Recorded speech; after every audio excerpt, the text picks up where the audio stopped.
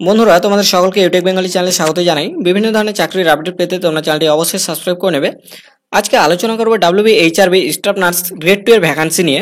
এর ভ্যাকান্সি কবে বেরোতে পারে এবং কত ভ্যাকান্সি বেরোতে পারে এই নিয়ে আলোচনা করব, এবং গ্রেড 2 রিক্রুটমেন্টের যে ফুল প্রসেস, কোন কোন প্রসেসে রিক্রুটমেন্ট হবে সেই প্রসেসটিও দেখাবো। WBHRB staff nurse recruitment 2024 notice details, এটি একটি পেজে দেওয়া আছে। এখানে দেখো দেওয়া আছে 5000 ভ্যাকান্সি বেরোতে পারে এবং বলেছে জুলাই আগস্টে এর অ্যাপ্লিকেশন শুরু হয়ে যেতে পারে, মানে জুলাই আগস্টে ধরো এর নোটিশ বেরিয়ে যাবে এবং সেপ্টেম্বরে ক্লোজ হয়ে যাবে অ্যাপ্লিকেশন। তো আমি বলি তোমাদের জুলাই আগস্টে গ্রেড 2 এর ভ্যাকান্সি বেরোবে না। এর কারণ আছে, কারণটা আমি তোমাদের বলি। এর ভ্যাকান্সি বেরোতে পারে নভেম্বর থেকে ডিসেম্বর মাসে, তারপরে হলেও হতে পারে, 2024-এও না বেরোলেও বেরোতে পারে, কারণ 26-এ ভোট আছে, 2026-এ ভোট আছে যেহেতু, তাই যদি নভেম্বর ডিসেম্বরেও বের করে এই রিক্রুটমেন্ট প্রসেস নিয়ে চলে যাবে একদম 25-এর লাস্টের দিকে, যেটি ভোট প্রচারের সুবিধা হবে। তাই নভেম্বর ডিসেম্বরের আগে গ্রেড 2 এর কোনো চান্স নেই, নভেম্বর ডিসেম্বর মাস যাবেই, তার আগে বেরাবে না। এবং ভ্যাকান্সিটা নিয়ে বলি, ভ্যাকান্সি তোমাদের 5000 প্লাস থাকতে পারে, 6000 প্লাসও হতে পারে। এবং এখানে যে ওয়েবসাইটটি দেওয়া আছে এই ওয়েবসাইটে তোমরা দেখে নিতে পারবে, নোটিশ দিলে এই ওয়েবসাইটে পেয়ে যাবে এবং এই ওয়েবসাইট থেকে তোমাদের অ্যাপ্লিকেশনটিও করতে হবে। এবার আমি আলোচনা করব তোমাদের যে রিক্রুটমেন্টের প্রসেসটি নিয়ে একবার আলোচনা করব, যেটি তোমাদের জানা খুবই দরকার, যে কোন কোন প্রসেসে রিক্রুটমেন্ট হয় এবং কী ভাবে তোমরা নাম্বার পাবে, কারণ এর কোনো রিটেন এক্সাম হয় না, পুরোটাই একাডেমিক কোয়ালিফিকেশান এবং ভাইবার উপর থাকে। তো এর মার্কস কিভাবে ক্যালকুলেশন করবে, এটি হচ্ছে গতবারের ভ্যাকান্সি।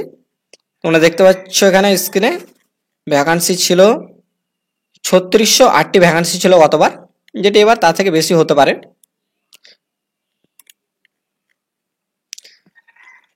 তোমাদের মেন পয়েন্টগুলো তুলে ধরছি এখানে, যেগুলো তোমাদের জানা খুবই দরকার। যদি কারো এজ রিল্যাক্সেশনের প্রয়োজন হয় অবশ্যই দেখে নেবে এই টেবিলটি।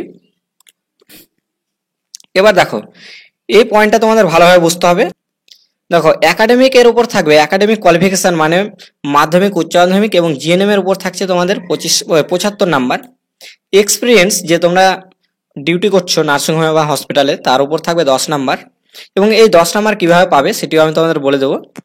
এবং ইন্টারভিউর উপর 15 নাম্বার থাকবে। এবং এই মার্কস কীভাবে ডিস্ট্রিবিউশন হবে এগুলো তোমাদের দেখিয়ে দিই। এখানে দেখো নিচে দেওয়া আছে marking criteria for qualification secondary, মানে মাধ্যমিকের উপর থাকছে 10 নাম্বার। সেটি পার্সেন্টেজের উপর নির্ভর করবে, কত পার্সেন্ট মাধ্যমিক পেয়েছো তার উপরে 10 নাম্বার পাবে। উচ্চ মাধ্যমিকেও পাবে, কত পার্সেন্ট পেয়েছো তার উপরে থাকবে 25 নাম্বার। জিএনএমে পাবে 35 নাম্বার, কত পার্সেন্ট পেয়েছো জিএনএমে টোটাল 3টে ইয়ার মিলিয়ে তার উপরে পাবে 35 নাম্বার। এবং যে ডিপ্লোমা, তোমরা জানো 1 ইয়ারের একটি ডিপ্লোমা কোর্স করা থাকলে 5 নাম্বার থাকে তার উপর, তার জন্য প্রমাণ দিতে হয়, সেই ডিপ্লোমা সার্টিফিকেট জমা করতে হয়, তার উপরে পাবে 5 নাম্বার। এটি গেল এসেনশিয়াল কোয়ালিফিকেশনের উপর।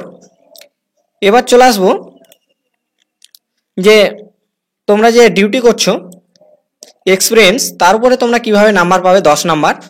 এই 10 নাম্বার তোমরা কিভাবে পাবে, প্রাইভেট হোক বা গভর্নমেন্ট হোক, যেখানে তোমরা ডিউটি করছো তার উপরে 10 নাম্বার পাবে।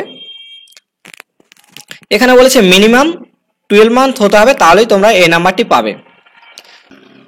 তোমাদের এই চারটি ভালোভাবে বুঝতে হবে, এর উপরেই তোমরা এক্সপিরিয়েন্সের নাম্বার পাবে। এখানে দেওয়া আছে দেখো লেস দ্যান 12 মান্থ, যদি তোমাদের এক্সপিরিয়েন্স থাকে 12 মাসের কম তাহলে তোমরা পাবে 0 মার্কস, মানে কোনো নাম্বার পাবে না যদি 12 মাসের কম তোমাদের এক্সপিরিয়েন্স থাকে। যদি 12 মাস পার করে যাও, 13 মাস থেকে 24 মাস পর্যন্ত তোমাদের যদি এক্সপিরিয়েন্স থাকে তাহলে পাবে তোমরা 2 নাম্বার। ভালো করে বুঝে নাও এটি। এখানে বলছে লেস দ্যান 36 মান্থ, যদি 36 মাসের কম হয় কিন্তু 24 মান্থসের বেশি হতে হবে, তাহলে তোমরা পাবে 4 নাম্বার। একইভাবে নিচেও দেওয়া আছে less than 48 month, less than 60 month, এরপর পাবে তোমরা 6 নাম্বার, 8 নাম্বার। বোঝা গেল, যদি তোমাদের 5 বছরের এক্সপিরিয়েন্স থাকে তাহলেই তোমরা এই 10 নাম্বার পাবে। এই চারটি তোমরা ভালোভাবে বুঝে রাখবে। নার্সিং সম্পর্কীয় ভিডিও পেতে তোমরা চ্যানেলটি অবশ্যই সাবস্ক্রাইব করে নেবে। ধন্যবাদ।